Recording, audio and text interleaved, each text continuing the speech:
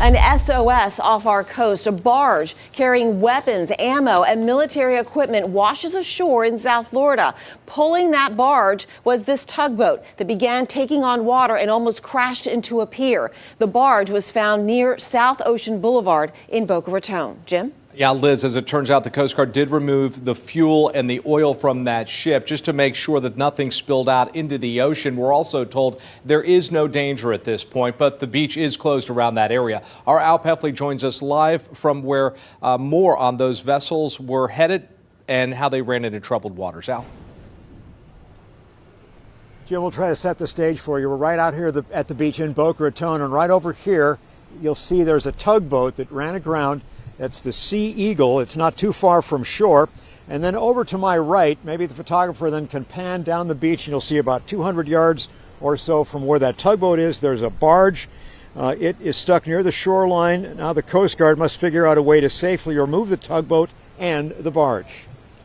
We do, living on the beach, see interesting things from time to time, but this is probably one of the most exciting things we've ever seen here. Lee Kalt, a professional DJ who lives near the beach with his wife and kids, has been watching the tugboat and the barge that ran aground. One of the first things that crossed my mind was how are they going to get it out of here without disrupting the environment around it. We take the kids out on the reef here all the time. We see dolphins, we swim with turtles. The Coast Guard says the tugboat, Sea Eagle, and the barge it was towing ran aground about 8:45 Thursday night.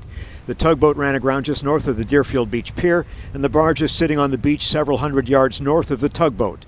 According to the Military Sealift Command in Norfolk, Virginia, the tugboat and the barge are owned by Northcliffe Ocean Shipping and Trading Company. The tugboat was towing the barge from Port Canaveral to a U.S. Navy facility in Androstown, Bahamas. It was headed for the Atlantic Undersea Test and Evaluation Center in the Bahamas. The barge is loaded with food and munitions, such as guns and ammo. They won't say what type of guns and ammo for security reasons. Well, we were surprised to see something so close. At first, we thought it was a little fishing boat. On Twitter, the Coast Guard says there's a 1,000-foot security zone around the tugboat and the barge, meaning the beach was closed. From the looks of it, it kind of seems like this is going to be like a drawn-out thing. The Coast Guard moved a generator out to the site on the beach to help with the work of removing the vessels. It's really crazy to see. I mean, you see plenty of these boats go up and down the ocean over there, but you never see them docked up on the coast or on the beach like this. The incident drew plenty of curious people who stopped to take photos. It's actually kind of exciting. You know, the kids and I, we woke up, we looked out there, and we saw this big boat on the beach, and we were like, what is that doing out there? So we got to come out and investigate.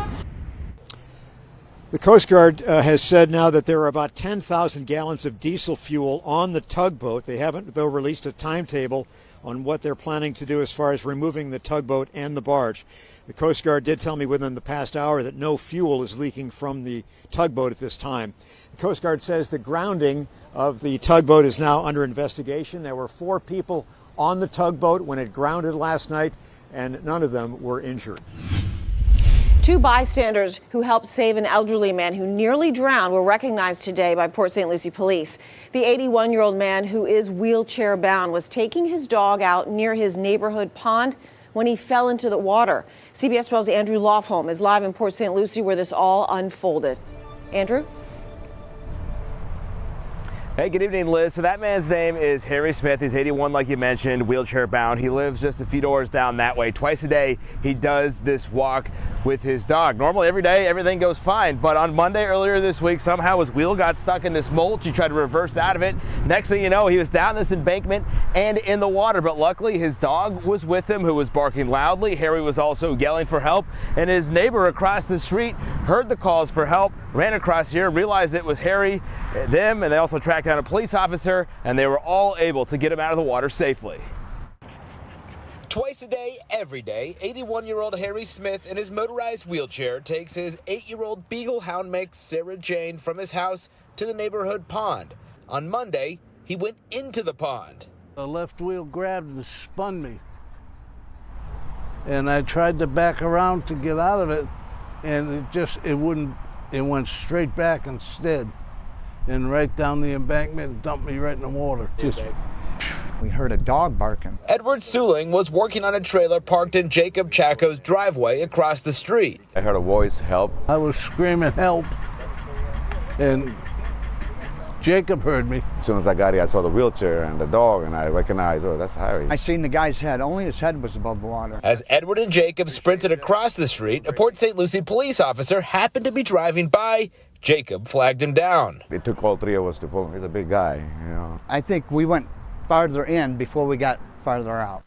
That's how bad it is in there. I mean, I was soaked. My leg was broken, so I couldn't put too much pressure, and they were all able to come and give me a hand. I know how it is to be elderly, and I'm disabled. I'm sure he's disabled.